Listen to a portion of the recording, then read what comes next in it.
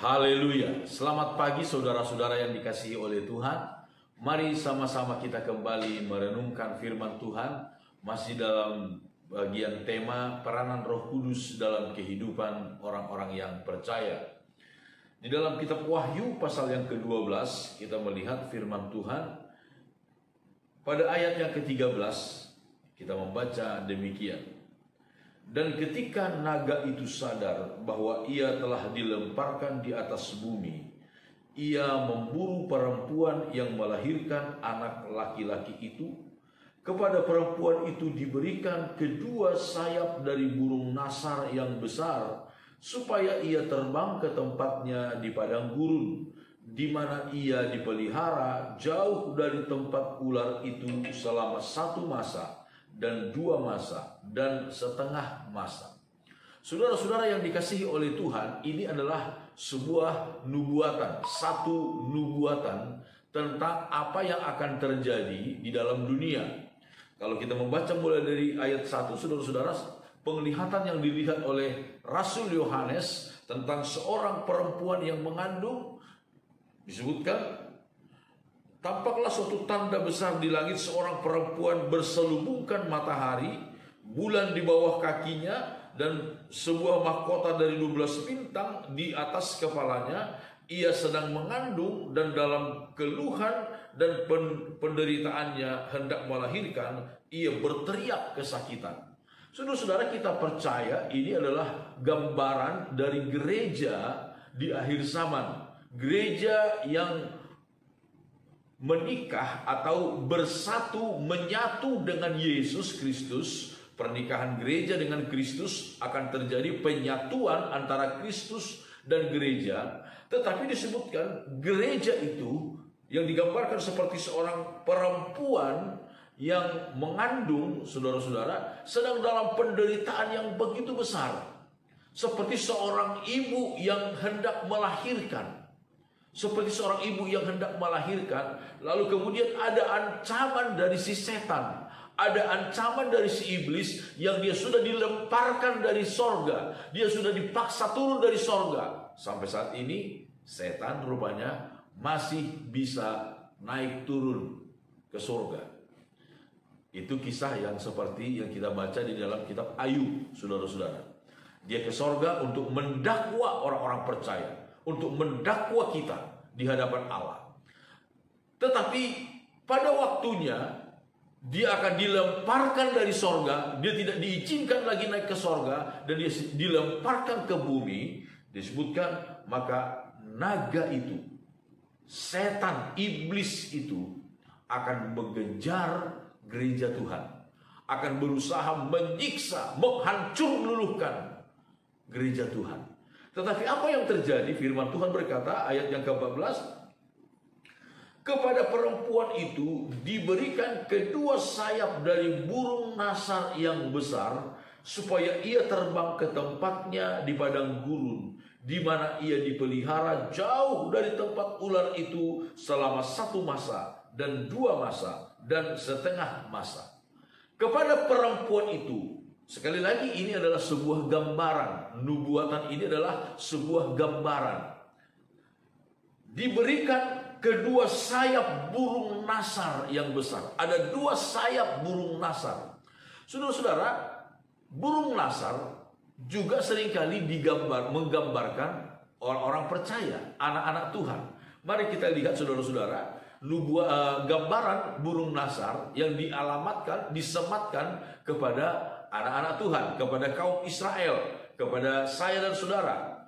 Di dalam kitab Ulangan pasal yang ke-32, ketika Musa memberikan nyanyian perpisahan kepada bangsa Israel, dia katakan demikian, mengisahkan perjalanan bangsa Israel dari tanah Mesir. Ulangan 32 ayat yang ke-11 disebutkan demikian.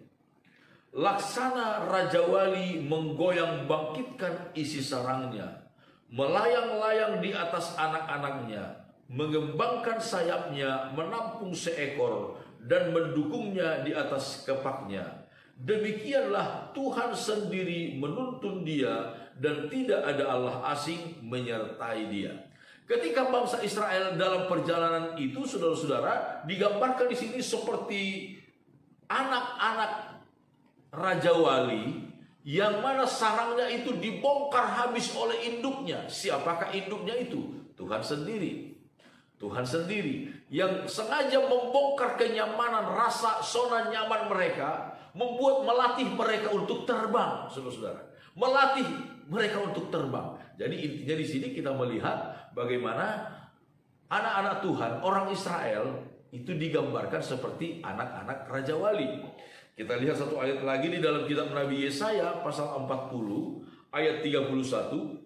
Yesaya pasal 40 ayat 31. Tetapi orang-orang yang menanti-nantikan Tuhan mendapat kekuatan baru. Mereka seumpama raja wali yang naik terbang dengan kekuatan sayapnya.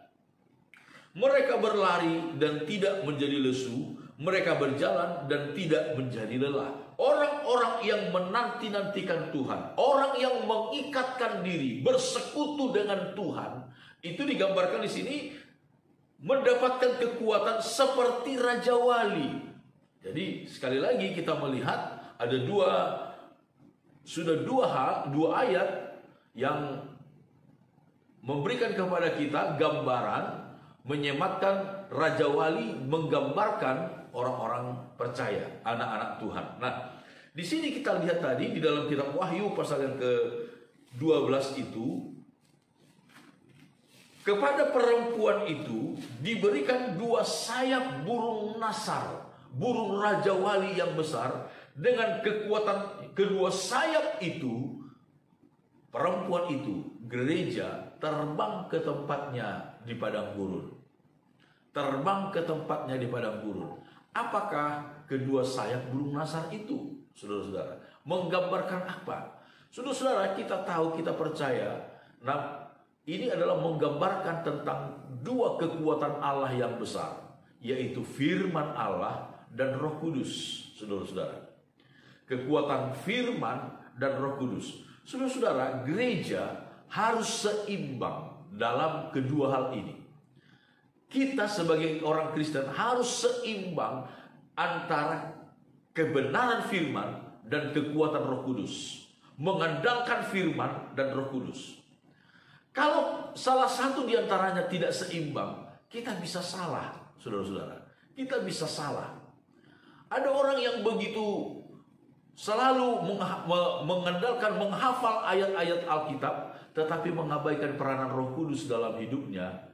Saudara-saudara, firman Tuhan berkata, Alkitab sendiri berkata, firman Allah itu kalau tidak dihidupkan oleh Roh Kudus, saudara-saudara, itu mati.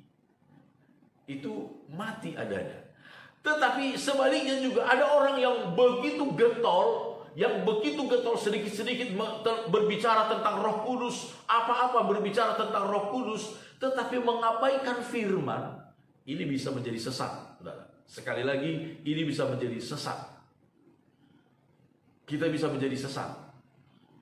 Kalau dalam bahasa umum disebut terlalu ngeroh, saudara-saudara. Sedikit-sedikit roh, sedikit-sedikit roh.